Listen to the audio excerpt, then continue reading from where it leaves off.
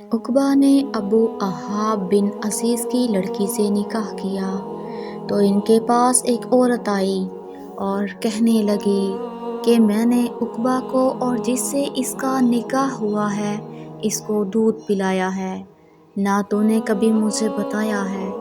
ये सुनकर उक़बा ने कहा, मुझे नहीं मालूम कि तूने मुझे दूध पिलाया है और ना तूने कभी मुझे बताया है। तब उक़बा सवार होकर रसूलुल्लाह सल्लल्लाहु अलैहि वसल्लम की खिदमत में मदीना मुनव्वरा हाज़िर हुए और आपसे इसके मुतल्लिक़ दरियाफ़त किया। तो आप सल्लल्लाहु अलैहि वसल्लम ने फरमाया, किस तरह तुम इस लड़की से रिश्ता रखोगे, हालांकि इसके मुतल्लिक़ ये कहा गया।